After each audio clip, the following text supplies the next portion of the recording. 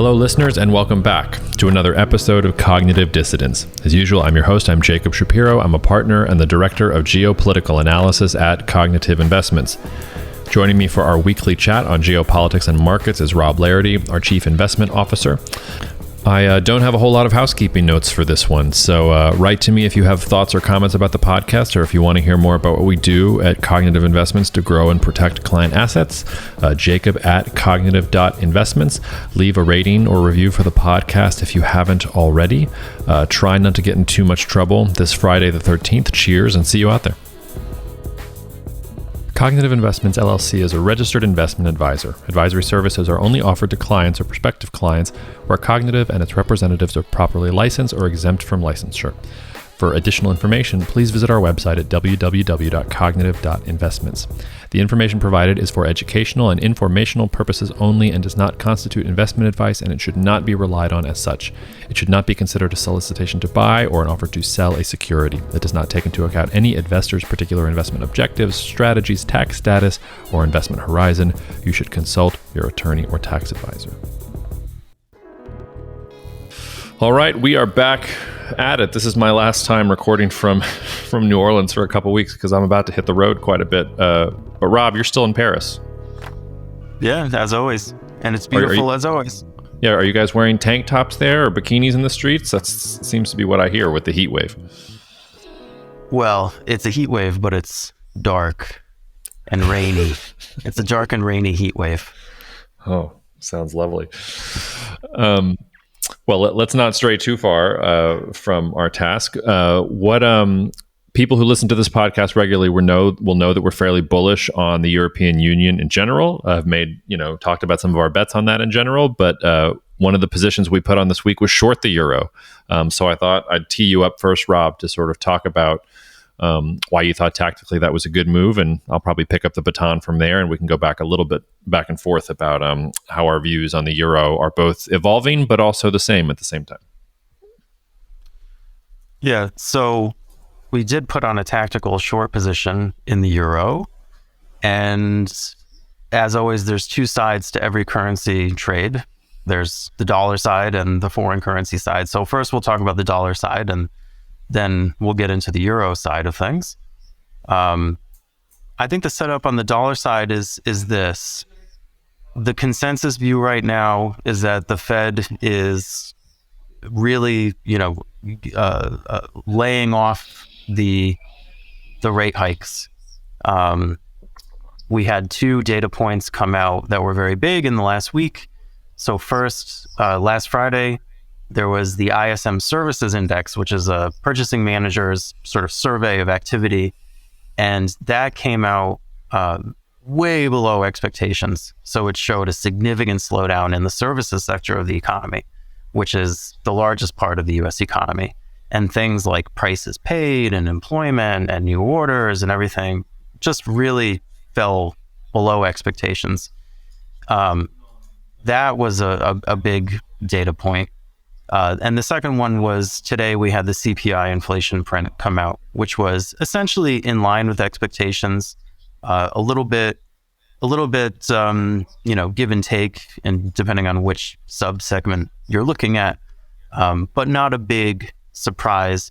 But it was showing a deflation month over month, or a disinflation, I should say. And after the number came out, you had at least one Fed governor. We're recording on Thursday evening, Paris time. You might get more reactions after this, but at least one of them came out and confirmed, we're really going to lay off on the rate hikes. And now the market is pricing in almost a 100% chance that you're only going to get a 25 basis points hike at the next meeting. So basically, the market is saying the Fed is done raising rates at 50 or 75 basis points like we saw. So pricing in a pivot. So where am I going with this? All of this should be bad for the dollar. It should be good for the euro. It should be, interest rate expectations coming down. And finally, you're going to get the reversal of everything that you've seen. Well, I guess the view, or the variant view that we have from that consensus I just described, is that a lot of this has already been priced in well before now, first of all. People have been anticipating this for months and months. And a few things catch my eye. So first, even though you had that data point last week where the services survey really fell below expectations, the yield on the 10-year Treasury bond could not make new lows. So longer-term bonds were very strong in December as they began to price in sort of a pivot in the Fed's stance toward interest rates. And even though we should have hit new highs on bonds or new lows in terms of the yields, I know it's confusing sometimes, we couldn't do it. We couldn't do it on this data point, which to me suggests like the market is already pricing this in. It's struggling to make new highs in the asset class that should be benefiting from these data points. And that's a really important thing, because when I look at other data points that we follow and you see things like Chinese reopening, you see things like, European growth being better than expected. You see things within the US where, consumer data points are quite a bit better than expected, where CapEx is really better than expected in a lot of areas that we follow. It looks like you're almost getting a re-acceleration in growth in the US. And you can see this in like the initial claims data. So this is a weekly data point about the initial unemployment claims that comes out. That had been rising in the summer. And after that, it has been falling every week. And this week it hit a new low, which shows that those labor markets, despite, kind of the assumption that, everything's slowing down, are still very tight. So that was a really long-winded explanation of the US side. And I know it's hard to follow because it's like, here's what the consensus is, and here's our nuanced, different view from the consensus. But that's where I'll shut up and hand over the baton, because I want to hear some of your thoughts on Europe, the other side of the equation. You know this, maybe not many of the listeners know this. In a past life of mine, I thought I was going to become a rabbi, and I spent a lot of time like studying the Talmud, which is an archaic set of Jewish law, which when you actually sit down and study Talmud, it actually sounds a little bit like the 5 minutes that you just talked about. It's, well, if this small thing connects with this other weird thing over here, and then if we turn this on its head, it must be that the answer is short the euro. I felt like I was back in yeshiva for a second. And that's the hardest thing, because you got to take all of that and then turn it into this digestible bit. Well, it actually makes me think that studying Talmud made me better prepared for my career combining geopolitics and investing than I ever could have thought possible. So listeners, you're often asking me for suggestions about reading. Why don't you go read some really arcane stuff about whether you should have 3 or 4 walls on the side of a sukkah and what can qualify. You might actually learn a thing or two about whether to short the euro. I've been feeling a little more pessimistic about Europe recently, and I've had trouble putting my finger on exactly why. I think I've talked before on the podcast about the sort of Philip Tetlock dichotomy between foxes and hedgehogs, which are, hedgehogs are the thing that they know one thing, they keep on banging the one thing over and over and over again. Foxes are the ones that can change their minds, basically all the time, and nobody ends up listening to foxes because they change their minds so much. It's easier to listen to the one person who is saying, there's going to be a global famine and 1 billion people are going to die, which is an actual take I heard this past week. And those of you who follow geopolitics know who I'm talking about. I won't say it, but somebody's out there saying that and keeps on saying it in like a bunch of different audiences, even though that's like probably not going to happen. Watch there be a global famine and I'm going to look like a total moron. Anyway, but I'm getting off track here. So I haven't been able to put my finger on whether I'm feeling a little more doubtful about Europe just because I've been so bullish Europe for so long. And the contrarian in me is like having an almost sort of instinctual reaction to be like, hey, we really need to gut check here. We've been saying the thing too often. Let's go back to it. Or whether I'm actually picking up signal that things in Europe are not going particularly well. I will say, I had Dario Fabri. We haven't released this podcast yet, but he and I recorded this week.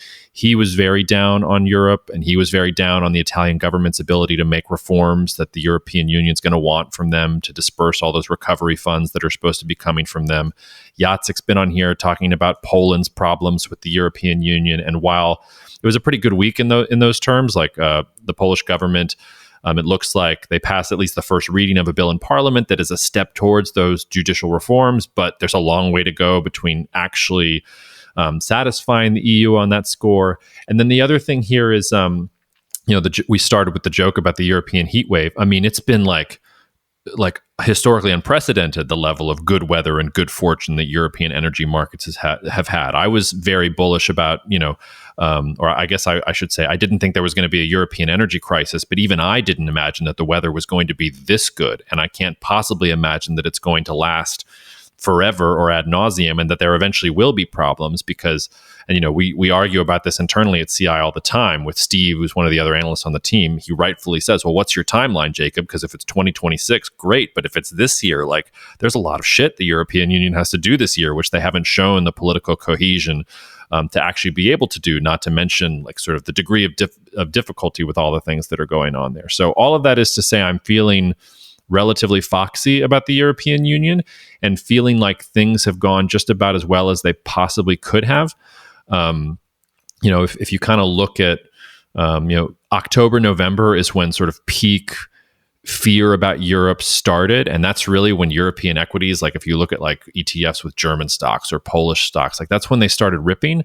But I'm not sure that this like environment that we're in right now with with the super warm weather, with everybody has feelings about what the Fed is going to do that may not latch onto reality, and that actually affects things with the ECB. And then I just haven't seen that progress yet that I want to see with reforms. I haven't seen some of these countries putting aside these stupid issues and coming together on an existential level and saying how to save Europe. Like that's not exactly playing out the way I want to yet. Now there's a long way to go in the year yet. I'm not trashing the forecast, but all of those things have me a little more kind of circumspect than I normally am about Europe, at least on the short-term horizon. Yeah, I can definitely sympathize with that. A few things that I've been thinking about. I find it a little troubling that Macron is using his political capital to go after pension reform and not other things that are arguably more important in the short term. That's number one. Number two, the Chinese reopening and sort of the bolus that it's going to provide German exporters and sort of that whole, any countries that are dependent on Chinese demand. I think it's going to make Germany feel more secure than they would otherwise, and less, with their feet held to the fire. And then lastly, just the progression of the Russia-Ukraine war. I mean, ironically, the fact that Ukraine has done so well, the fact that, the conflict has gone into more of a dormant mode because of weather right now, you don't really see a sense of crisis. Anecdotally, when I talk to people here, no one talks about the Ukraine war. You would not know it was going on.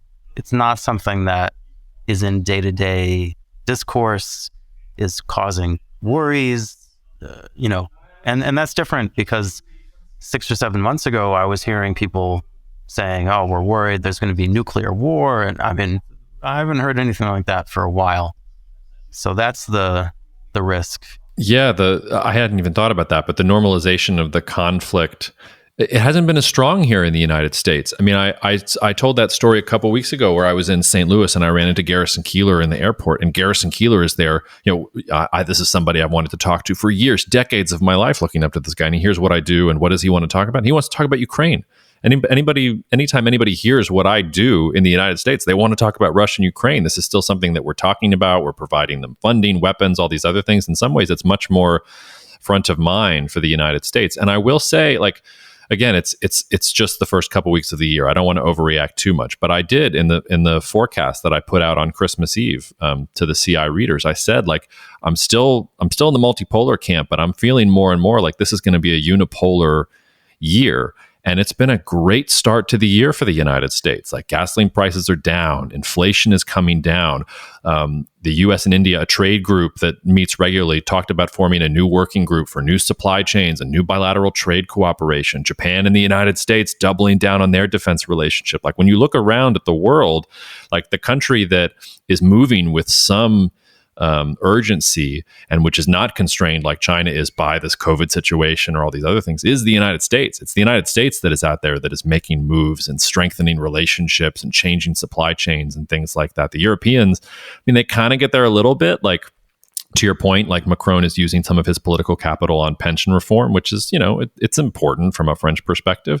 But Macron was one of the first ones to say, hey, this U.S. Inflation Act is bad for Europe. We need subsidies. We need to support European industry, things like that. And yet, like, what's actually happening there? We're just getting political statements and European Commission stuff. Like, I'm not seeing any of the kind of urgency that I would kind of want to quite yet. And weird to see the United States being the one that's moving with that urgency.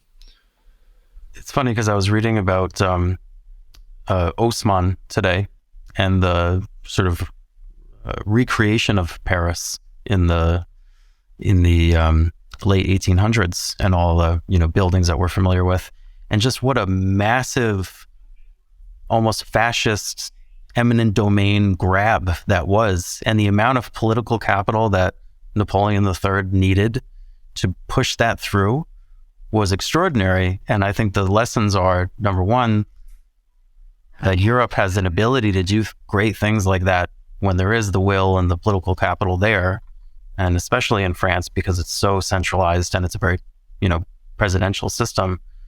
But that, number two, if you don't have the political capital, or that's not what you're going to spend all your political capital on doing, it just doesn't work. Which is why, I would much rather see Macron banging the drum about this industrial policy, to counteract the IRA thing, which I haven't heard anything about. No one's talking about that here. Everyone's talking about pension reform and in domestic issues. At the danger of making the same joke two weeks in a row, I would think the French Foreign Legion can handle the Irish Republican Army just fine, Rob. Like, I don't think they need to be worried about that so much.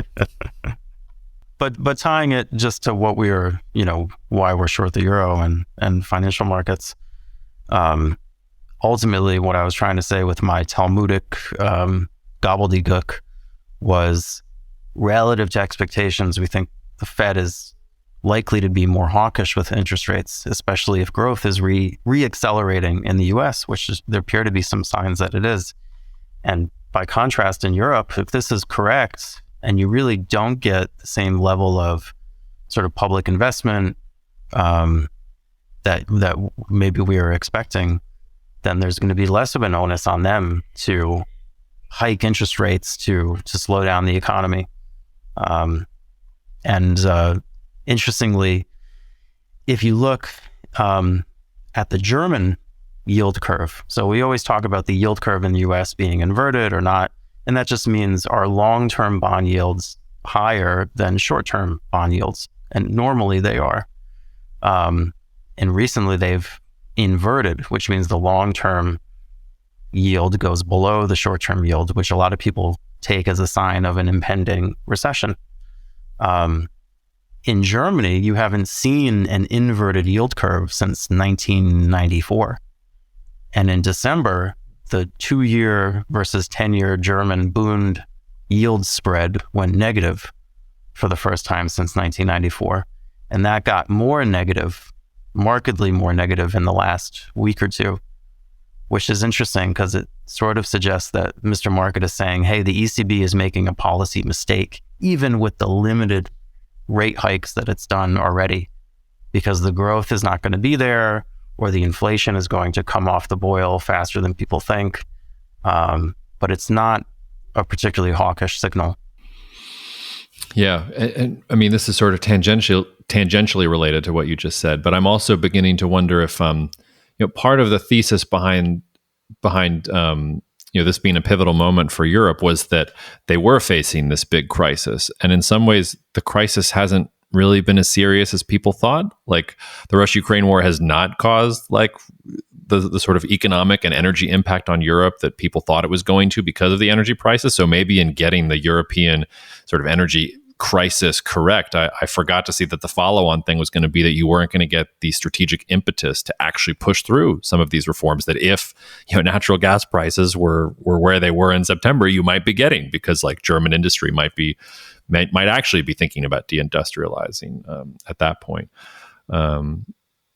yeah, I'm sure I'll be back and bullish on Europe here soon. But I also, I mean, this is also like, one day and completely anecdotal and stuff like that. But I often, on mornings that I'm taking care of my daughter when my wife is at work, like I sort of put on a bunch of foreign, news channels and things like that. And I cycle through the French and the Germans and the British and I usually rely on the European news channels for like global perspective, and they were just totally myopic today. Like each one focused on things domestically. And I mean, in the U.S. we're always myopic. They were talking about documents in Joe Biden's house. Like, geez, wake me up when we get through this news cycle. But the place where you're actually getting real sort of insight and commentary about the world is like China, Singapore, Japan. Like those are even the news like diet there seems to be a little bit different than in places like Europe and in places like the United States. So I don't know. That might just be, the news cycle today, but I noticed that this morning when I had it on in the background too. Well, that's enough Euro bashing because, I still really like the Euro despite everything I just said. Let's move on and stay true to some of the things we're talking about. We did an emergency episode on Brazil. Do you want to say anything about Brazil yourself, Rob, before we turn to some other parts of Latin America and how that relates to metals? Or do you feel like we've said what we need to say about Brazil and folks should sign up for the SITREP to get the full analysis on Saturday? Well, do you have any additional thoughts on Brazil's, in the few days since you did your analysis? Just that I feel like the analysis is correct. I feel even more confident that it's correct. And in some ways, the tragedy of what's happening in Peru right now, like that's what state collapse and political volatility really looks like.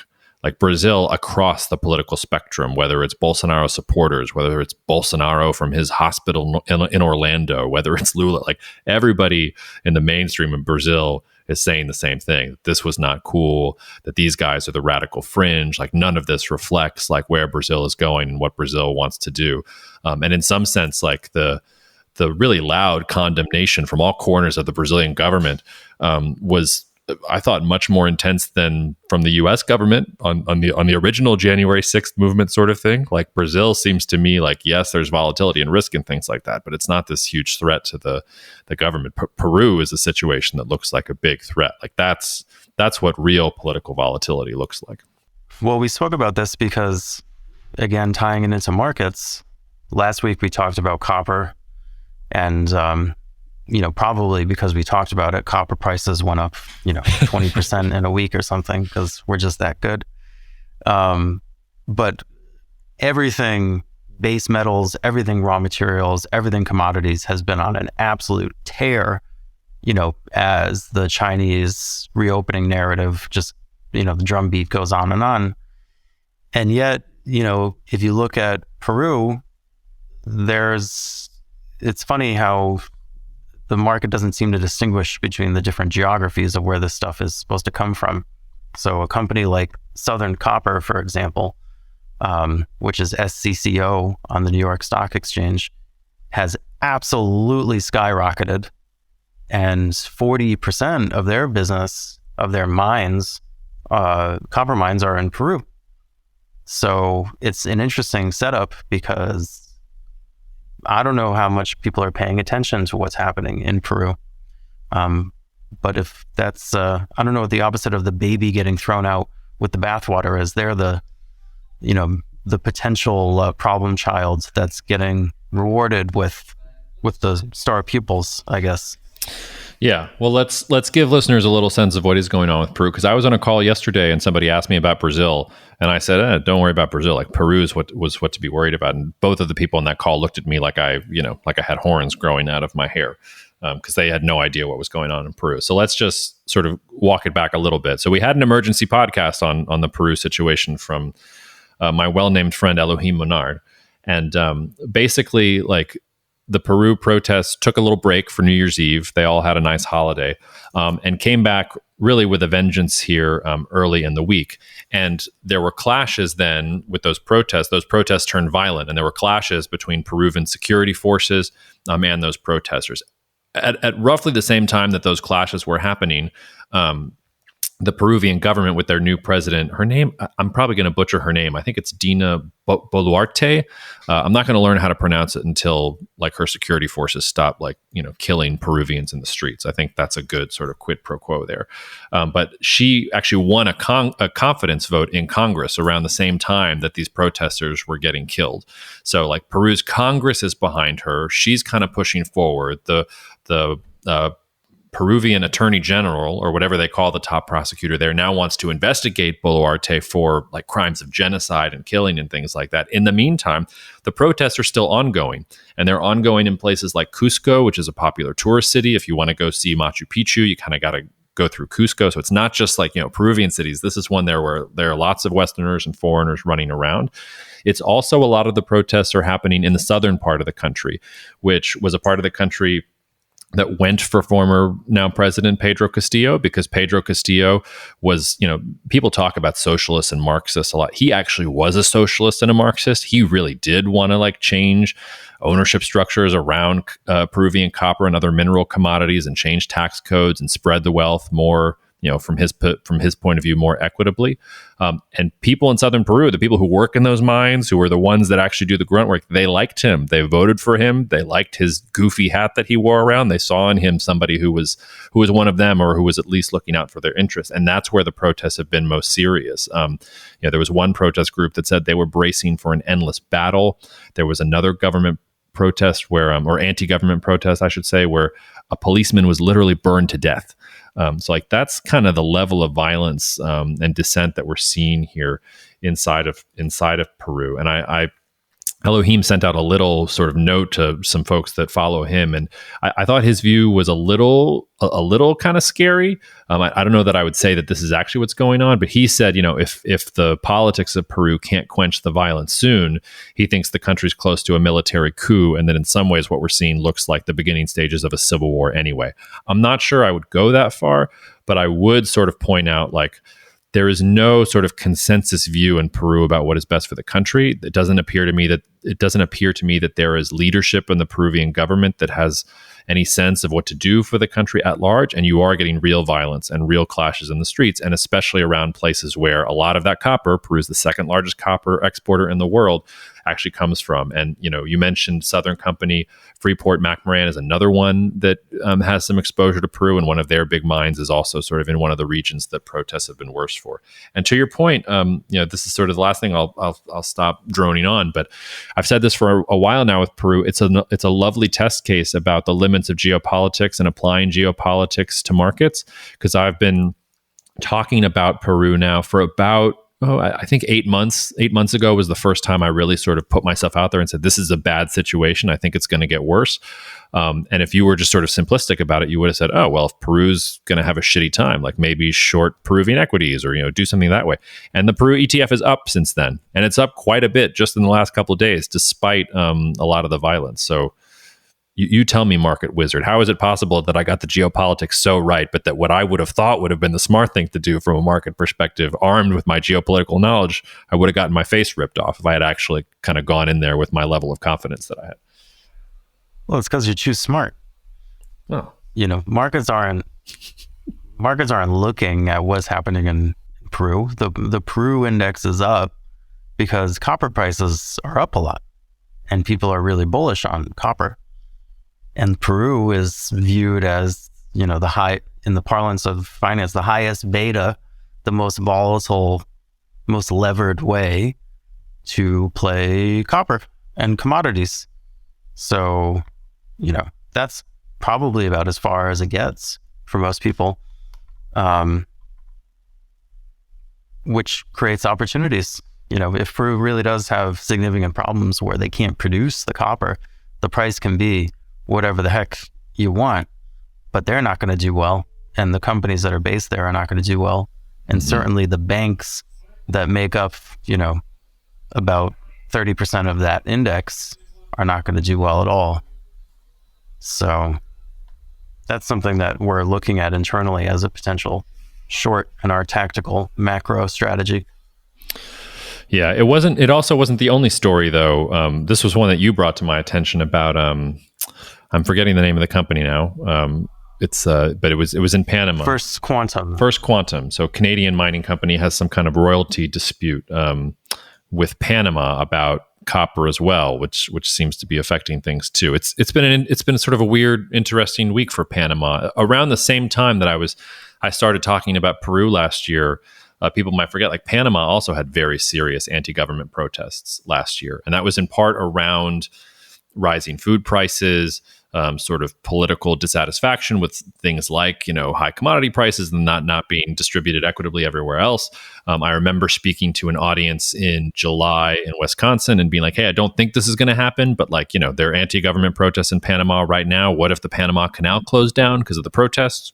Didn't happen, and things kind of went away. But just to point out that this is Panama is also a country where it's not like things have been great or stable in any kind of meaningful way. I doubt that this royalty clash over a mine is actually going to be the thing that sets things off. But this is not a place that has been particularly stable either. And there are few countries in the world that are as geopolitically significant as Panama that we probably don't talk about enough. Yeah. In itself, it's probably not a huge deal, but it's interesting how it illustrates the issue of, as political risk rises in these places, you sort of get these self-fulfilling cycles in a way where, the environment gets worse, like in the Panama example. So this company, First Quantum, they developed this mine. It only opened a few years ago. It's a very new project. And then the finances, the fiscal situation of the Panamanian government has deteriorated because of a lot of reasons. And then they went after these guys to, try to really up the royalty rate and put in this huge fixed minimum and stuff like that. And now the mine, First Quantum, is threatening to close the mine, which wouldn't be good for anybody.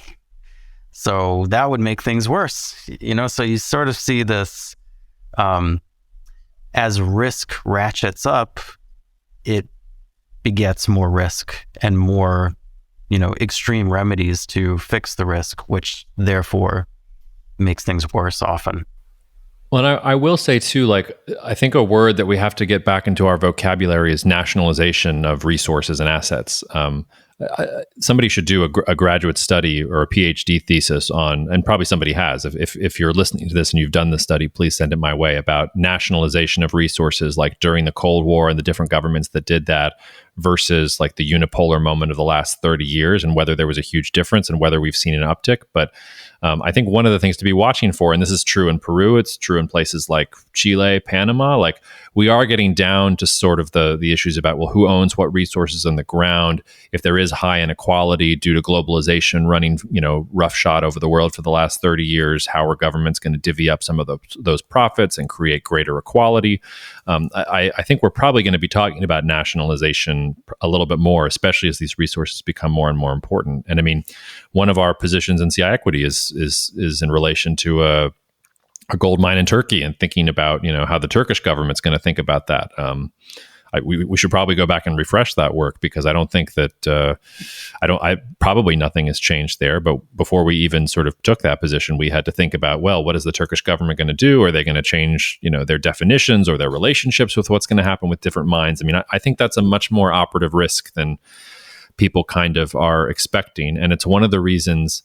When people talk about electric vehicles and things like that, actually go and look at the mineral commodity breakdown of what it takes to build an electric vehicle versus a conventional vehicle. Actually think about all the minerals that are going into all these green technologies and stuff like that. I'm not saying that to poo-poo green technologies. If we talked about my political biases, I'm generally for saving the environment and the world. I think that would be a good thing. Even more so, have you been watching this Netflix special with Morgan Freeman narrating the universe? It's really great. It makes me feel really great about the world. Anyway, it makes me want to save the world in general. I'm in a good mood today. I just keep on going off on these tangents that have nothing to do with anything that we're talking about. Yeah, just look at those mineral commodities, because those minerals are going to become much more valuable as resources to these different states over time. And if we're right about some of our longer term forecasts, states are going to want more control over those commodities. They're going to want to be able to control those commodities and distribute the gains from those commodities more equitably. Yeah, there was really two headlines in the last few days that illustrate that pretty well. The first was today, there was a piece in the Financial Times about Saudi Arabia allocating a big chunk of cash. I think it was $15 billion, which for them, I think that's how much they paid for Newcastle FC. So maybe it's not that big, but a big chunk of cash to go out and buy stakes in mining companies and projects around the world in minerals that they thought were crucial for them to have access to. And then the other thing that was interesting is Vale, the big Brazilian, iron ore and other miner, is thinking about spinning off its non-iron ore business. And it was saying that it's gotten a lot of interest, not only from sovereign wealth funds and states who are interested in taking a big stake in that spinoff, but also big auto OEMs. So that's another aspect to this that we haven't really talked about. It's not just states that are scrambling, not just to seize assets and spread them around equitably, which is really more of a emerging market thing, but to get and secure those supplies. And now they're competing with multinational corporations like GM. Look at what GM has been doing as far as securing, battery capacity. And, they're a player on the global stage, just like, the state of Saudi Arabia is. Yeah, absolutely. Before we leave this neck of the woods, you brought up, I think you posted on the Knowledge platform, this weird thing about Iran posting warships near the Panama Canal or near Panama, and you asked me to look at it real fast. And I just want to read. So apparently, some like Iranian admiral, he might even be a command. I can't figure out from the translation here whether he's the commander of the Navy in general or whether he's just a naval commander in Iran. But here's the translation of his quote that's causing this reporting. So, today we have a great opportunity in the sea area for the development of the country, and we can turn this gift from an economic capacity into a civilizational capacity by using the maritime capacity properly. Today, the use of the sea is a geopolitical advantage for us, and those who do not have this capacity are suffering from geopolitical suffocation. It's a lot of capacities in there. That's a hot, steaming pile of bullshit. The idea that the Iranian civilization is rising to naval power and has its ships all over the place in different straits in the world. I'm somebody who, for a long time, has been thinking that the United States and Iran are going to have better relations, and that the interests of both countries are more congruous than their governments really let on. But man, Iran, I wouldn't mess around in the Panama Canal. If I was you, I would let it just go to statements that get translated into weird articles and tabloids, because that won't end well for Iran in any case if it actually tries to do anything like that. Well, let me ask you a question, because there was two things on the Knowledge platform about Iran that I wanted to get your thoughts on. The first is that one, and then the other one was this thing you posted about Iran building major rail links in the southeast of the country. Trying to build connections to India and hooking up with Russia and bypassing a lot of the sort of Western supply routes and stuff. And my question to you is, that seems pretty ambitious, first of all, and combined with this kind of ridiculous statement by the naval commander, are we seeing the IRGC, are we seeing the regime starting to kind of openly get more aggressive or openly try to, flex its muscles and have a little bombast in the mix more than usual, because they're trying to show that they're in charge because they've been under such pressure and threat?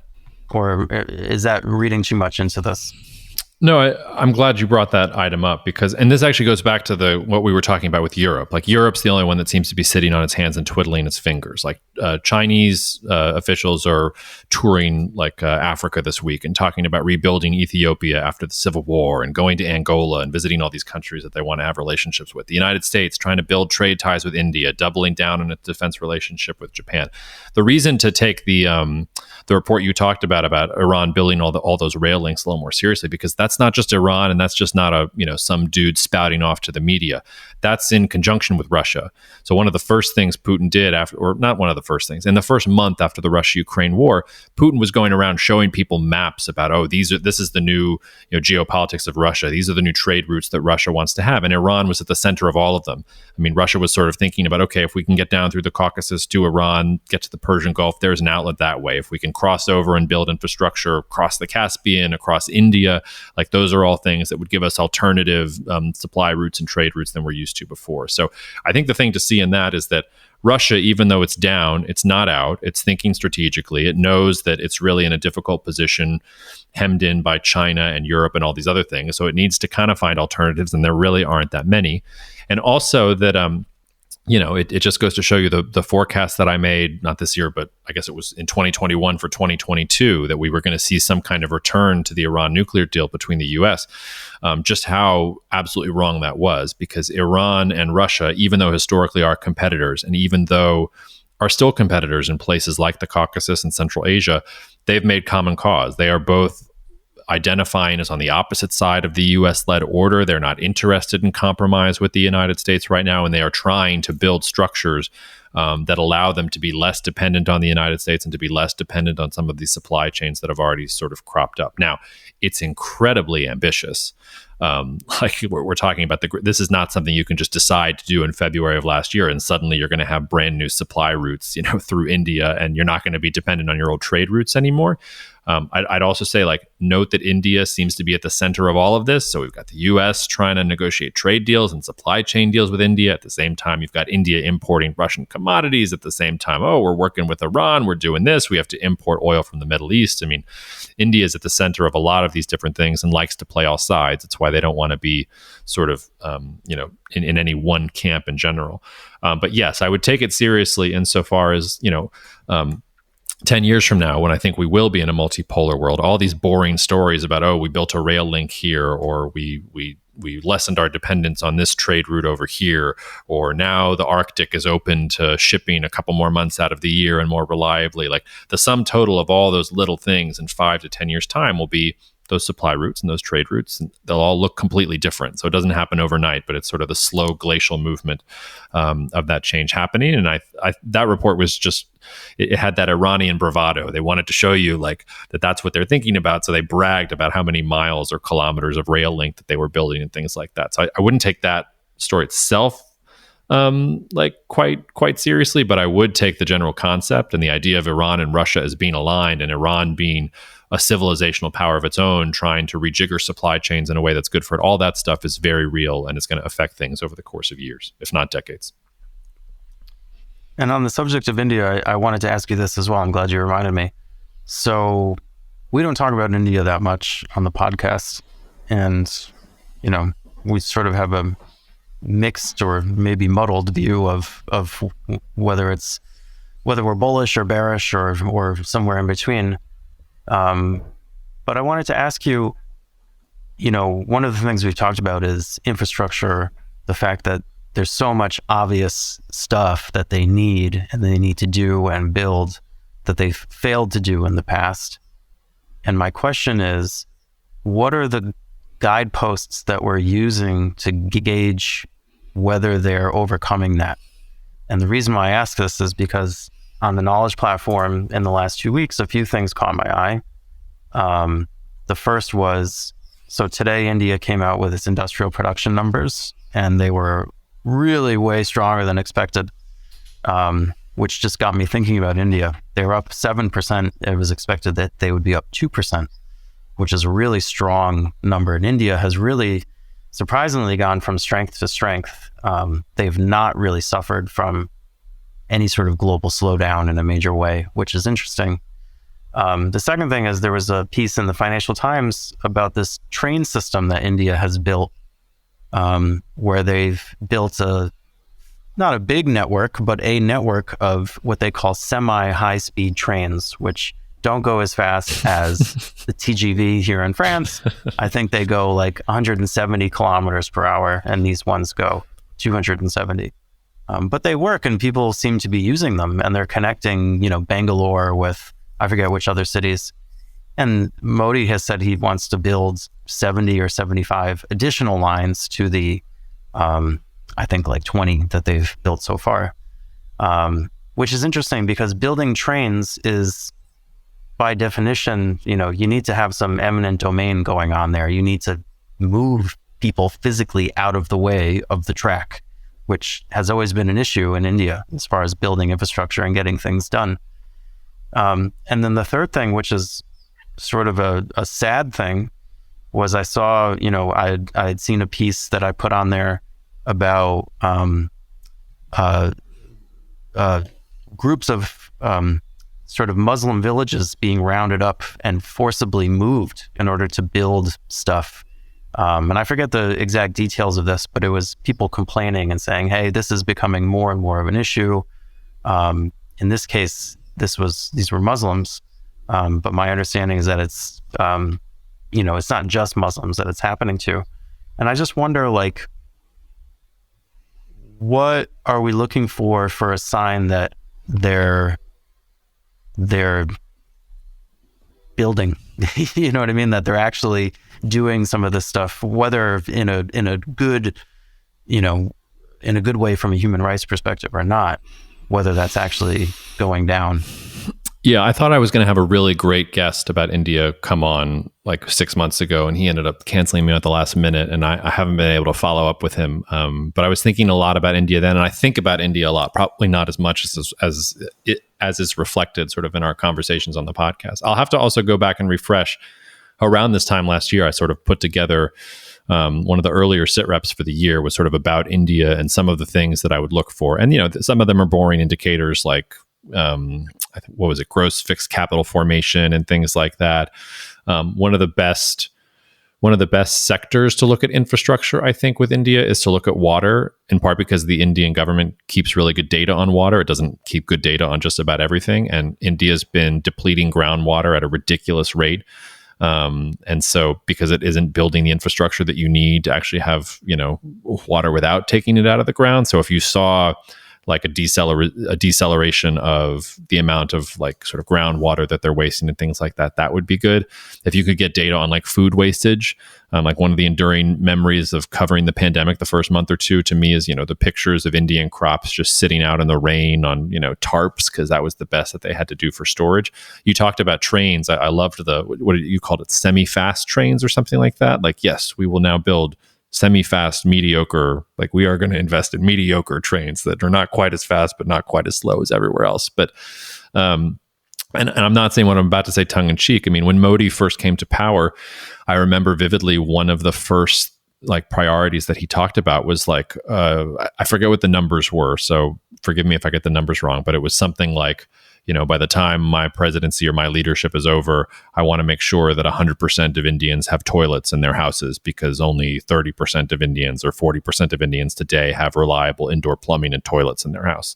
So like, I mean, that's like, India is an incredibly poor country. Like GDP per capita is similar to Haiti, like one of the poorest, most corrupt countries in the world. So like, India knows what infrastructure it needs to use. It's got a powerful Modi government, which I think is going to get another term. But in sort of point of fact, when they've tried to push through the things that would actually make change, they come across all these vested interests.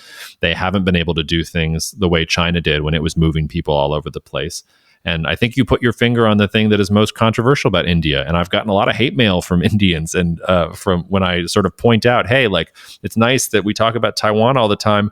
I remember what India did to Kashmir around the same time that everybody was talking about Hong Kong and Taiwan. They just rolled in there and got rid of their special status and cut off the internet and troops on the ground, the whole 9 yards. And yes, we can argue about, that status wasn't meant to last this long, and there's problems with Pakistan and it's their fault and it's a breeding ground. Like, fine, like all of it. But like, you're exactly right that the byproduct of sort of a more Hindu nationalist unified India probably means, bad news for Indian religious minorities. For a long time, India has been sort of a paragon of tolerance and sort of let everybody sort of do their own thing. It's different languages and different castes and different cultures and different things like that. And in some ways, the things that India needs to become a more unified country will probably have deleterious effects for those that are sort of lower on the totem pole with whoever is in power. So I'm rambling a little bit to say, like, there are indicators we can look at for how Indian infrastructure is doing, but my base case is still going to be at a countrywide level. It's just not going to happen. Now, there are parts of India where I bet you'll get great infrastructure. I bet there are parts near the coast where US companies are going to set up shop and you'll have the best factories and some of the best infrastructure and all those other sorts of things. But I don't think it's going to be countrywide. And when you think about India, I think you have to think about sectors and regions and sort of treat it like it is a bunch of different countries rather than treating it like it's one country. I think that's the best way to kind of go about doing it. I think the same goes true for the way to approach markets in India as well. Is, it's funny, you talk about, investing in different countries and the ETF for Peru. Like the ETF for Peru has like 8 companies in it, and even in Europe, there aren't that many publicly traded companies. People don't treat them the same way. A lot of them are family controlled. They don't trade well. The whole way of approaching investment that we as Americans are used to is not applicable in many parts of the world. We've talked about China and how the information is no good and it's a more speculative and technical market, et cetera, et cetera. India is a real outlier. India is much more like the United States in that regard, as far as there are thousands of publicly traded companies.